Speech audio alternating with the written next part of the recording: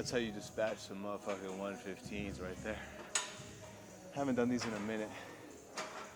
I started lifting by having my headphones in, noise cancellation, blasting music, do not disturb with my phone. And I'll probably be grunting and breathing a lot louder, but damn, as my intensity got better. Holy shit.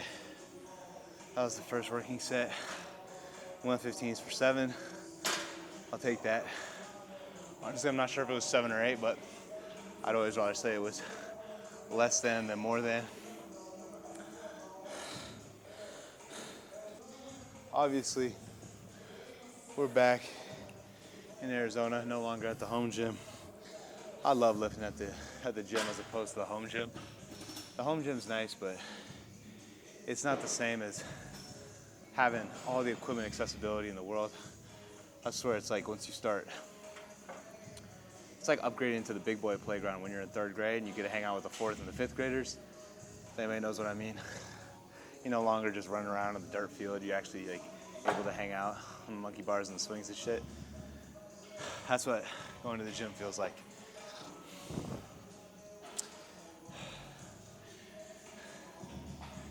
I haven't lifted in the gym in a while, so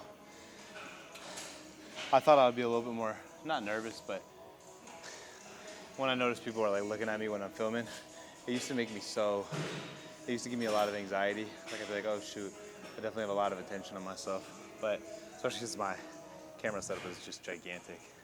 And then I'm just in here talking to myself, right? But honestly, it's like a confidence thing. It's the same with anything else. It's like the more you do it, the less you give a fuck. And I'm definitely at that point where I have officially started to just be way more into comfort than anything else. So like when I'm in the gym, like I look like a bum now. I got some dad zapatos on, got some slippers, got my red light glasses because my eyes get tired from spending like 12 hours a day on my computer working on client programs and shit. And obviously always optimally breathing. If you guys follow me on Instagram, you guys know that I'm always got these on. The only time I don't have one of these on is the shower. That's it. I'm at that point in my life where I'm ready to just start optimizing for quality of life and comfort over how I look. I couldn't give a shit.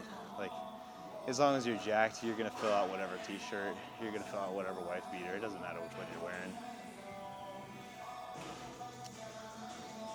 My biggest issue with filming is sometimes I like to really ramble. You guys know me, and the issue with that is then take way too long in between my sets. You honestly can't hurt yourself by resting too much though. So if you're the dude who's like really pissed off because somebody's taking 15 minutes on a machine or an exercise, they're probably training harder than you. Just give them the rest.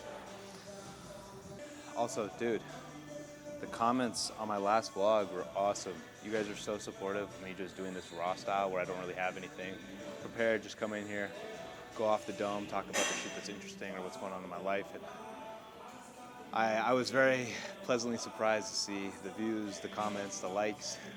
It was awesome. I truly have such a fantastic fan base. I don't even like calling you guys fans. I feel like it's more so friends. The other day I hopped on a call with somebody who wanted to work with me, and he was like, I've been following you for a while, and I don't even really like using the term follower. And honestly, I really resonated with that. Like, followers don't really make sense because if you guys are interacting with my content, it's more so like friends. Like if you're the person that's commenting, I'm gonna comment back and let you know what's going on. And I respond to all of my DMs, not all of them. Some of y'all are weird, no offense, but the majority of them. And I like having combos with y'all. It's like, it's weird. You know what's something that's pretty interesting? Honestly, I should definitely get this set. Something that's pretty interesting is like, I assumed that when I started social media, it was like this kind of fame thing where I was like, oh, I can't wait till I just have like 100K on some sort of platform just so that I can flex and show all my friends and big dog people be like, oh, I'm the shit, look at me. I have never once utilized my personal brand, my social media presence to my advantage or boasted, bragged in any situation ever except for obviously my business. And I don't boast about that, I just use it for my business, obviously. But Yeah, never sent a hey DM to any girl ever. Proud to say that, or any person for that matter. Never once, did the 1 a.m. up late. What y'all up to? That's not me. I just like lifting shit and recording it.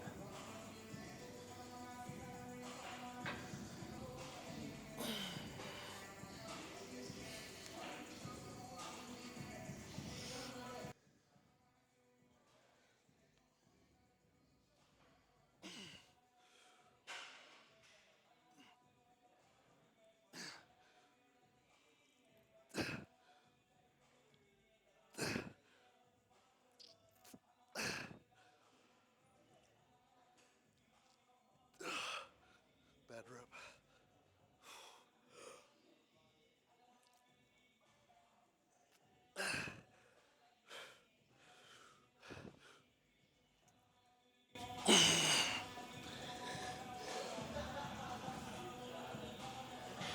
Man, that's sixth rep. Threw everything off. Now, I know that's not the best way to go about doing that, but it's the way I've always done it.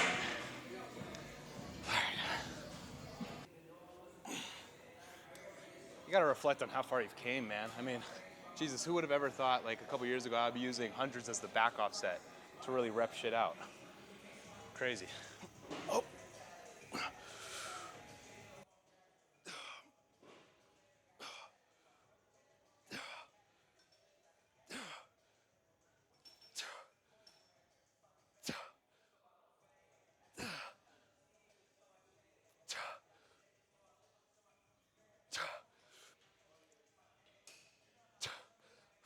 Come on.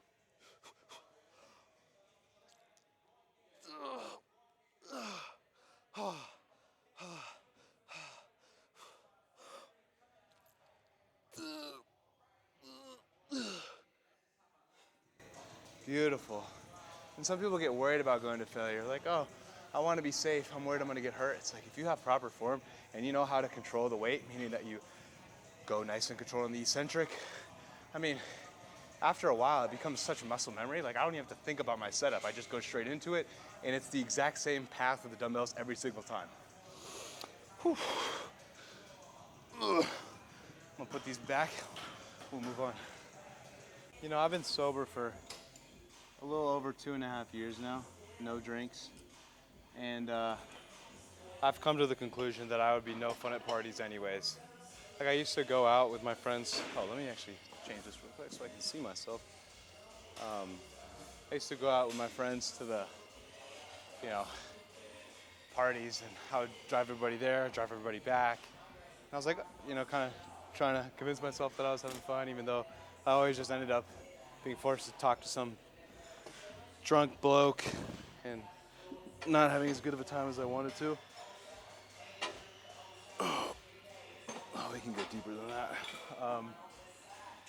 I've come to the conclusion now that I never really did enjoy that. The only parts that I really thoroughly liked was actually the drive to and back from the party. Because then I got to make sure everybody got there safe and got home safe, and I got to be bumping my music. It was a good time. Actual parties, not so much. Don't invite me to no parties. It won't be any fun. I'll just ask you deep questions, thought-provoking questions that you wouldn't want to hear. Like, what do you think the purpose of life is? And you'll be like, what? So, do you want to make out? That's never happened to me once. First set. Nope. Full stack. I had to say that out loud because I'm insecure that you guys would think that I would do anything less. Snap my chain twice doing this exercise. I'm not making that mistake again. Here we go.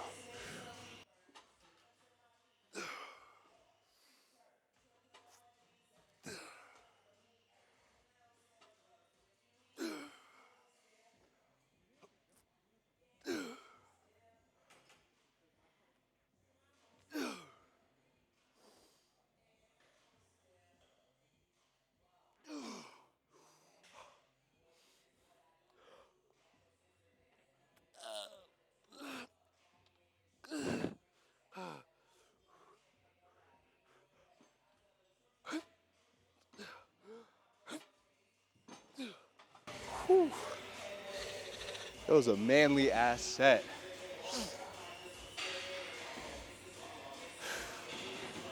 Going back to my original question, what do you think the purpose of life is? I'm gonna say something that's extremely dark, and I just want you guys to bear with me until I get to the end of the ramble, okay? If you wanna find out what the purpose of your life is and you don't know why, ask yourself, why don't I kill myself? Why wouldn't you kill yourself? Like, kill yourself right now, why wouldn't you? Whatever comes to mind, that is a piece of the answer. Some people think friends, family, goals, whatever that is, dig a little bit deeper. And even for you people that are extremely depressed and you're thinking, oh man, the only reason I don't blow my brains out today is because my mom would be sad. That's not the only reason. That's a fraction of the reason. What is so special about your mom being sad? Oh, well, you know, she loves me very much and there's a very deep relationship between the two of us. Exactly. You have one of those. Think about how there's 7 billion, almost 8 billion people on Earth. You're telling me you can't go find that exact same relationship, but maybe even stronger with someone else?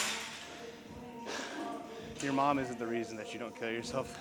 The potential relation and current relationships that you have are the reason you don't. And that's a fraction of it. I know that's really dark and really blunt, and most people probably wouldn't appreciate that. But getting to the absolute core of purpose is very difficult for a lot of people. I have one overarching goal that I want to accomplish more than anything in my entire life. I don't know if I've ever said it on camera, so I'll say it now. I want to start a foundation so that I can help as many people with OCD out as I can. And to be able to accomplish that goal, I need lots of money. Realistically, I could spend the rest of my life going house to house, doing therapies with people individually, but I could only help a finite amount of people that way. If I do two things where I get enough money, I can start a foundation to help people forever, like a nest egg that forever grows and compounds on itself. And I can also create maybe a channel that's gonna help people who are dealing with it so completely for free so that people can, you know, get the resources that they need. Now, I have not even stepped my foot in the door with this goal because right now I'm on step one, which is getting enough money. But then once I am able to get enough to start up on that goal, that is my overarching reason why I get out of bed every single day. Now, I do have a lot of other little things that keep me going, right? I have other sub goals, I have friends, I have beautiful relationships that I cherish more than anything. It's a little hot, hold up. Ugh. But at the very end of the day, when I go to sleep at night and I think, did I take a step in the right direction? Did I fulfill my life's purpose? I don't think just of that goal, because that's not enough to keep you going on the daily. So when I think of life's purpose, I keep it extremely vague. A very vague question requires a very vague answer. What is the purpose of life? It's so massive, that question could go so deep. But if you go anything other than surface level with your answer, you're wrong. Life's purpose is to experience. That is the purpose of life. Negative, good, neutral, all of it.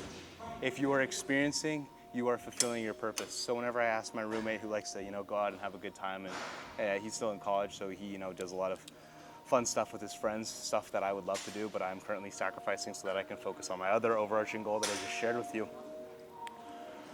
It's not like I have any resentment towards him. I fucking love that kid, and he is killing it. And most importantly, he is fulfilling his life's purpose, which is to experience. The only way that you cannot fulfill your life's purpose and you can fail yourself is if you don't get out of bed and you never try. You never experience anything. For the good or for the bad, it doesn't matter, because no matter what, you get the experience, and therefore you're going to grow from that experience. And because of that, you are fulfilling your life's purpose. Let y'all sit with that one. Come on, 6 reps. Sorry, the mic's really close to me.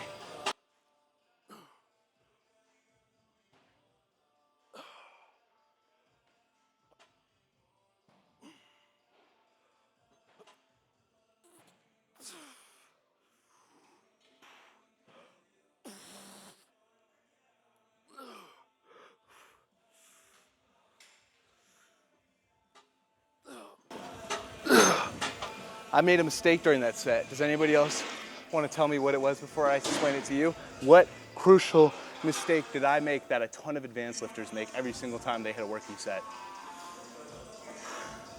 Tempo. I fucked up my tempo. Tempo is one of the most important things if you want to continuously progressive overload properly. You see, the funny thing is advanced lifters, beginners, almost everybody makes the same mistake that I just made. And it all derives on your ability to manipulate tension. So, let me give you two practical examples. If you're a beginner, it's the easiest one to understand. If you're a beginner and you start to experience some sort of pain, let's say you're on that final rep or two, a lot of times beginners will speed up the rep tempo, go faster. Instead of going slow and control on the way down, they might rush it, finish their last rep to get to 10, set the weight down, that's it. They switched up their tempo. They were in pain, they no longer wanted to be in pain, so therefore they were motivated to finish the set faster than they should have. Advanced lifters make this mistake too, because guess what? We're so used to manipulating tension and thinking that tension is the goal that we want to prolong that time we spend in the range of the motion where we get that most tension. On my 7th rep of the last set, if you noticed, I actually went slightly slower on my eccentric. A lot of people might think that's a good thing. Isn't it better to have more control? Not if you're costing your tempo, not if it's at the cost of your tempo. If you go super slow and control on the way down on the final rep or the second to last rep, but all of the reps before it were a little bit faster, how many true reps did you accomplish? You accomplished 6 reps at one speed, but then 1 at a completely different speed. You don't know how many true reps you did, therefore you can't actually count how many you should log down in your little tracker app or whatever it is that you're tracking with. And because of that, it makes it impossible to know what to shoot for progress. How do I measure the progress when I say, okay, well, last time I did the seated chest press machine, I did 6 reps at a 2-second eccentric with 1 rep at a 3-second eccentric. What does that even mean? God, I'm talking way too much.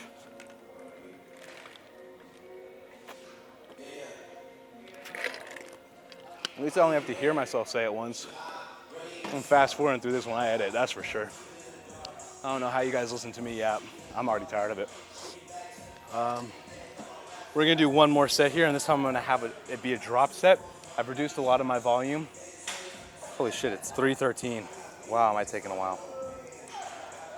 Yeah, I'm gonna try to preserve my battery, so see you at the next set.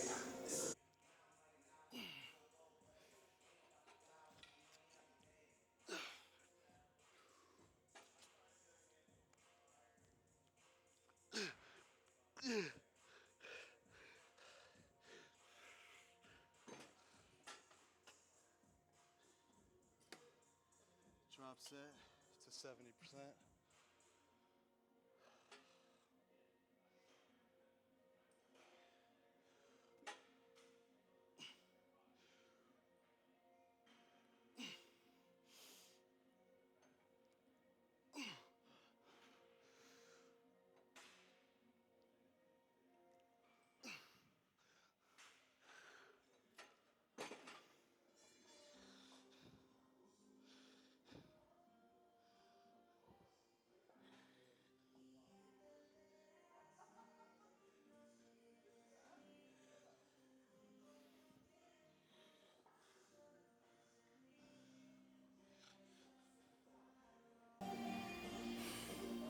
I think I'm gonna start coming to the gym in the morning, be one of those high-functioning members of society that gets their workout done early because they're so stressed out that they can't get it done at any other time. I actually have a lot of respect for those people because it shows that you're prioritizing yourself and that you're reasonable to understand that you have things that you value higher than the gym, so to still make it a priority, you get it done first thing in the morning. I feel like the CEOs of the world are always going to the gym early as hell, and so I know that obviously my job revolves around performance, and I will say objectively, if you have 2 meals and a pre-workout snack in your system before you go and you train, you will be training a lot harder. That's a given. That's just how the world works. That's how your body anatomy works, right? But what's more important than having the most effective sessions? Showing up consistently. And I haven't been enjoying the gym as much because I've been rushed. For example, I have to leave here in about 40 minutes, and I'm only on the 3rd exercise because I'm filming. so I've got to kind of hustle. And I would much rather come first thing in the morning before I check emails, phone, whatever, get after it, take as much time as I want, and then have the rest of the entire day to work. I feel like that's the best way to go about it, so that's how I'm going to structure it moving forward. What was the other thing that I wanted to say? I wrote something down really right before this. If you feel like you're somebody who's extremely stressed out, as I feel like I am, stress often enough does not come from a lack of options. It comes from an abundance of them, but a lack of either clarity or focus. Sorry, clarity or action. Focus and clarity are relatively interchangeable. So, I've noticed that I've been very, very stressed out lately, and it's because I've been pouring my resources into the wrong buckets. I have a ton of options for what I can do as for opportunities. I'm not going to go into that because I definitely need to hit a set and I'm going to ramble way too long on that. But I will say I have been extremely stressed, and I think that going to the gym first thing in the morning to just not have to worry about all the stuff that I have to be rushing back to get home to finish up is definitely a favorable option. So we're going to experience that tomorrow, first thing, 7 a.m. Get after it and see how that goes. I will update y'all. I might even bring you guys with me. Let's see what happens. Let's hit a set. Jesus, I know I've been sober for over 2.5 years, but it feels like I've been a cotton mouth.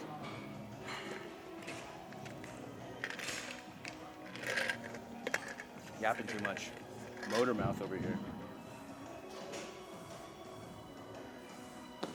This is gonna be fun.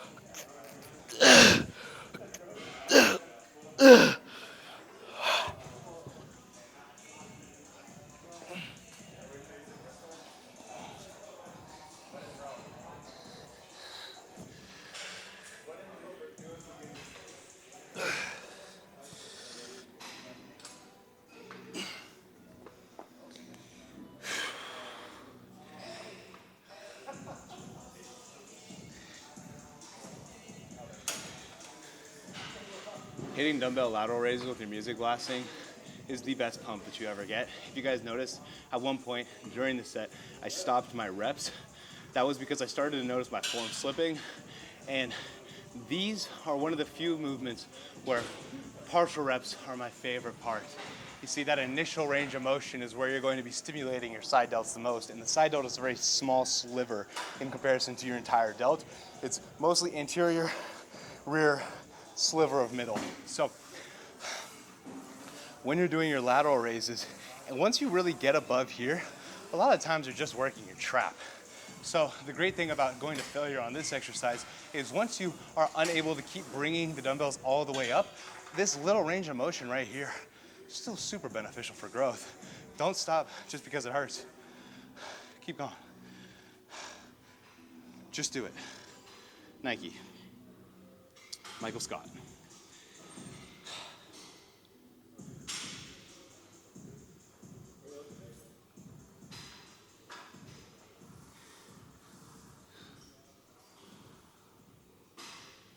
What if this wasn't focused on me that whole time? Imagine. Let's see. I cannot overemphasize how strong, how powerful momentum truly is.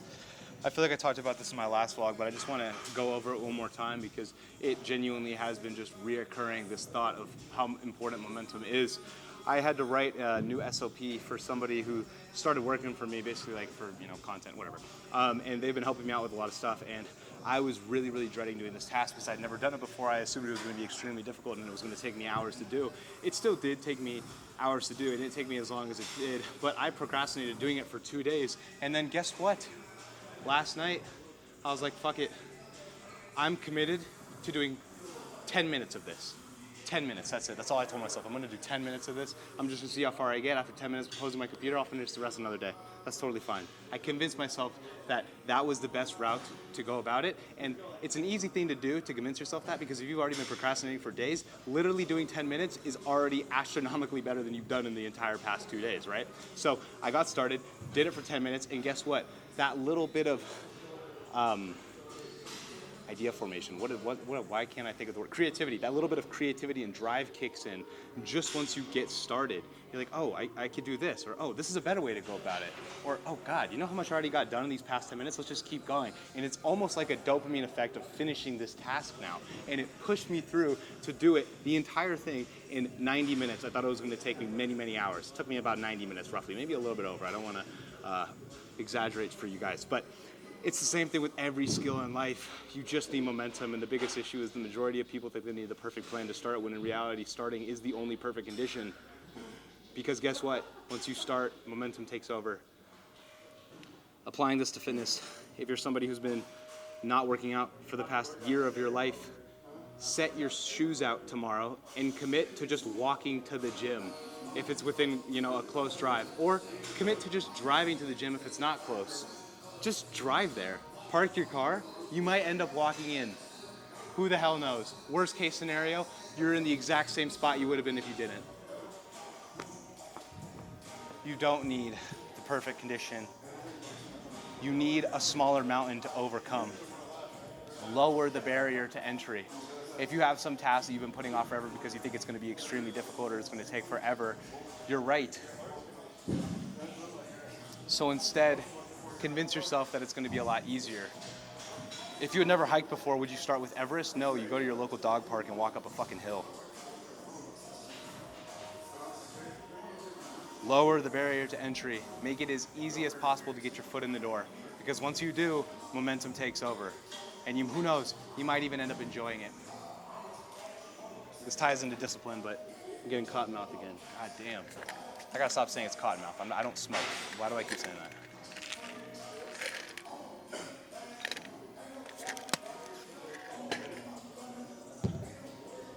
Pro tip, if you want to fucking go crazy during sets, you should be on noise cancellation and you should have a PR song.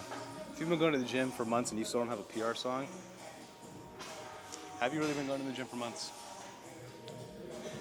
Wait for it to hit. This wife beater's so tight. It's not my usual one.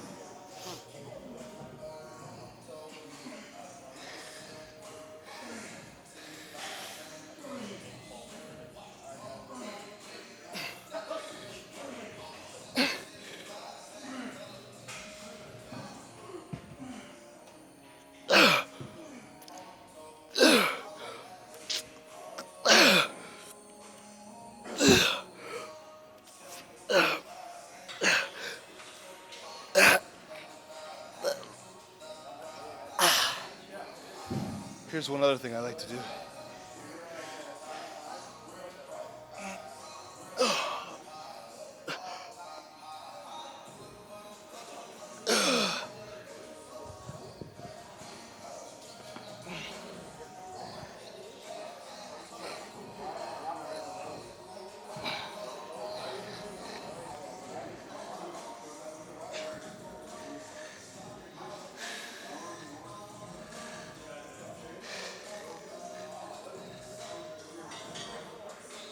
Yes, I do that after every set. It's not ego, it's admiration.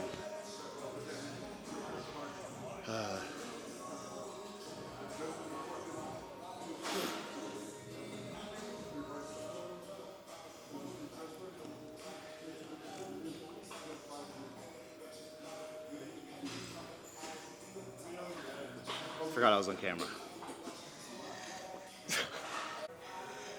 Okay, so I'm trying to figure out what's the next exercise that I'm gonna do, but I thought of something to finish off the rant that I was just giving. I didn't even want to film today. I just put my camera in my bag and my tripod in my bag and I brought it to the gym with me. And then once I set up my dumbbells, it's like, you know what, fuck it, let's just do it. It's crazy how momentum carries over, and I'm gonna finish this entire workout, so. So I don't go very heavy with these because I have had a long-standing left tricep injury. I think I messed up my ulnar nerve and it has hurt for a very long time. Good news is it's recently been getting much better because I've been doing forearm stretches to relieve a lot of the tension that was built up in here, which helps out a lot with tricep pain. If somebody's experiencing tricep pain, highly recommend just doing literally this one stretch. That's all you need. Take your hand right here, pull your hands back, your phalanges, your fingers, in right here, and then just get a little 3-second stretch here, and then extend, and keep pulling your hand back. It's gonna get your forearm and your tricep all stretched out. It helps a lot. The other thing that I need to mention is I also have been taking peptides, healing peptides, of course, not muscle growth or testosterone or anything like that, just the BPC 157 and TB 500. No, that's all you, bro. And those have been a game changer. And I don't want to hear any of that. I knew Dirk was on steroids. He's taking peptides. Peptides are not the same. They don't give me any competitive advantage when it comes to building muscle, increasing my testosterone levels, losing fat. I mean, there are some peptides out there, I think, to help with some of those things. I don't know that much about peptides. I only know about the two that I'm taking, which are BPC 157 and TB 500. It's basically like a Wolverine stack, if you know who that is from X-Men. Basically, you heal, your body's ability to heal is amplified. So with my plethora of injuries, 3 ACL tears all coming from rugby and football, and then a plethora of other ones, like I tore my Liz Frank, that's in my foot. I have broken multiple bones. At this point, I'm in the career where I'm cool relying on a little bit of extra help when it comes to fixing my body up. And I'm not gonna lie, they are very helpful. So I'm not an advocate for taking substances for the most part, but I will say that those two peptides have helped me tremendously. And since I am recently coming off an ACL surgery, I am taking it for that as well. I knew you were on steroids. Shut the.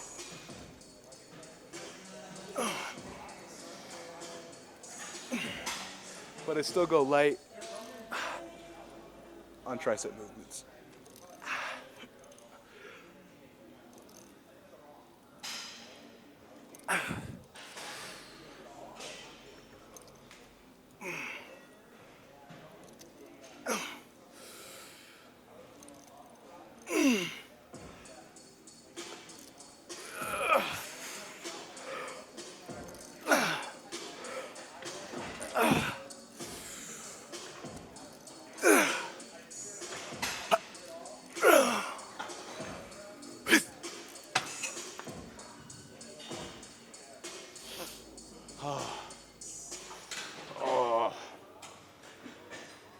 What a great day to have a great day, am I right, people? How lucky are we to be alive, to have opportunity, to suffer from the stress we once dreamed of. What a blessing.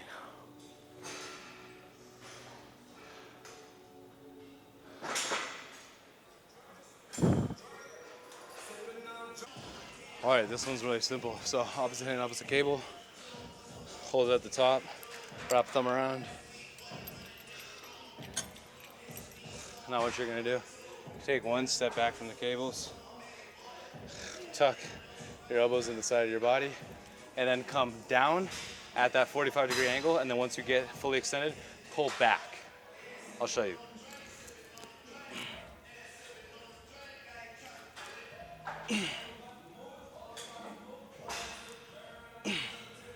Right here is the most important part. Getting that full stretch all the way back up.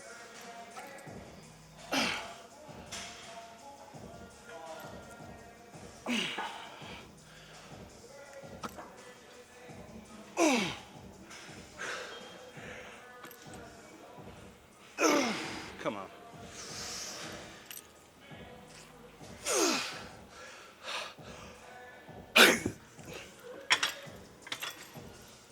I think a big mistake a lot of people make whenever they start doing smaller muscle groups is thinking that you should be doing higher reps because therefore it's smaller, so you want to really work the muscle by burning it out. That's stupid. Same rules apply. 5 to 8 reps, sweet spot for building muscle. You can go higher than that if you have a specific reason to, but if your main goal is hypertrophy, then yeah, do it every once in a while. But for the most part, 5 to 8, sweet spot. That's what I take almost every single one of my sets to. Sorry, I'm a little tired. Yeah. The best part about filming is I kind of force myself to do the stuff that I don't want to. So I was thinking after this, I'll probably do abs, maybe a little posing. I don't know about the posing though, because I'm not feeling too hot right now. Jeez, I sound like such a bitch. Just go do posing. Oh my God.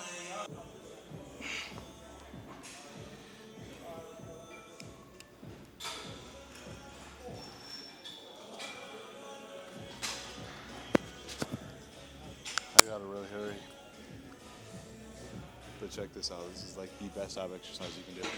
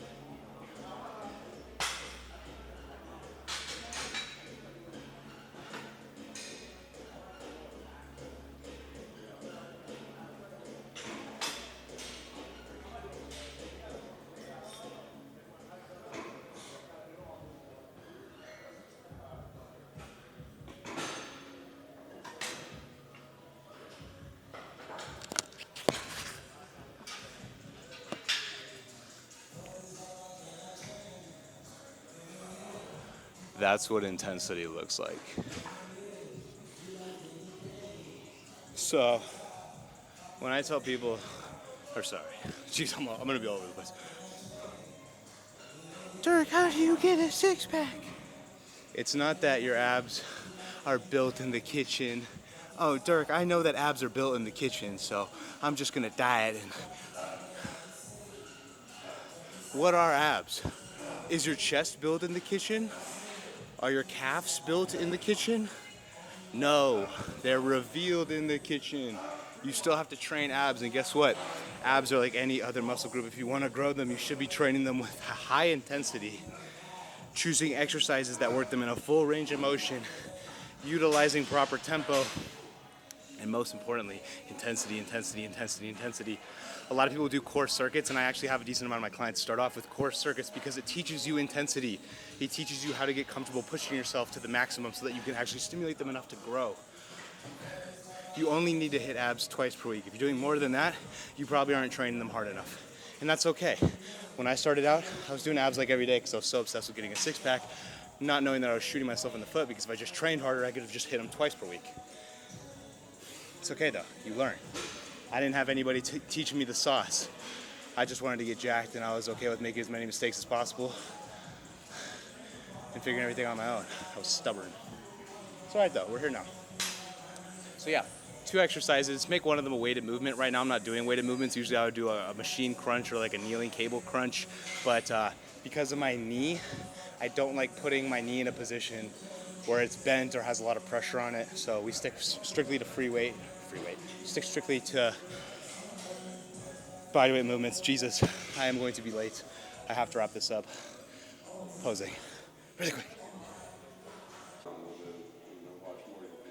Yeah, 100%. He's the guy. What was your name? I'm Dan. Dan, I'm Dirk, bro. Dirk, yeah. Like Dirk Nowitzki, yeah. All right. That's your thing, like YouTube. Yeah, thing? DIRK. Yeah. You can just search that up, YouTube, Instagram. All kinds of cool shit. A little bit. It's really just gonna be me lifting and talking. So not as cool as Will yet, but I'm working on it. It's all right, man. I'll check it out just to give you a bump. I appreciate it. No worries. Have a good one, man. Nice to meet you, Dan. Oh. Hey, bro. Yeah. Are you cool with me filming myself? Yeah. You sure? Yes, okay. I'm gonna make sure I move it out of the way though. Let's see what we can do here. Oh, there goes the lighting.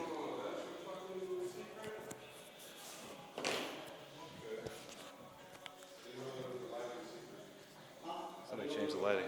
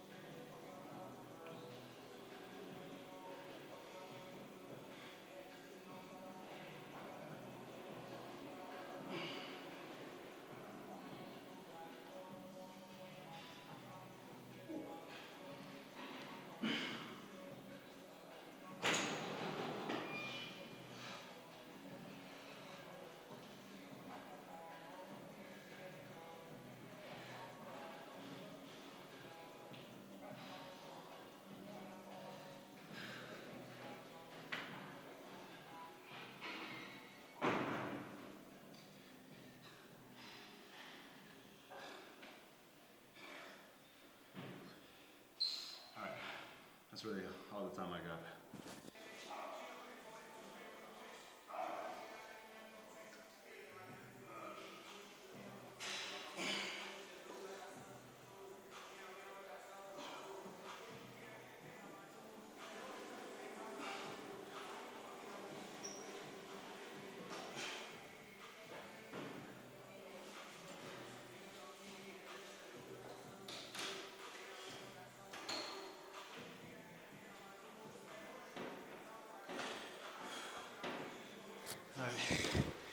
I appreciate y'all.